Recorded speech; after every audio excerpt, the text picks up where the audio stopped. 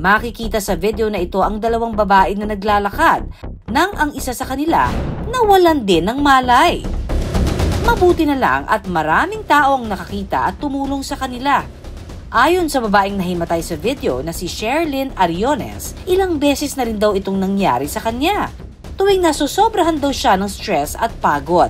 Si Sherlyn na-diagnose daw na may hyperventilation syndrome o HVS. So sa hyperventilation syndrome, mabilis masyadong paghinga mo kung saan nagkakaroon ng mabilis na pagbaba ng carbon dioxide sa ating katawan.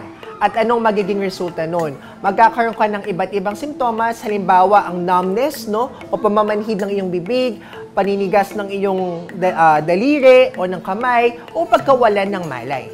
Ang payo ni Doc Paul para hindi raw atakihin ang HVS, kailangan nating maging kalmado, no? Kasi isa sa common na factor dito is anxiety. So, kailangan maging kalmado tayo pag nangyari ito. Kung pwede nating instruct ang pasyente or ang tao na may hyperventilation na gumamit ng paper bag or gawin itong posisyon na to sa kanyang ilong at bibig at huminga ng mas mabagal,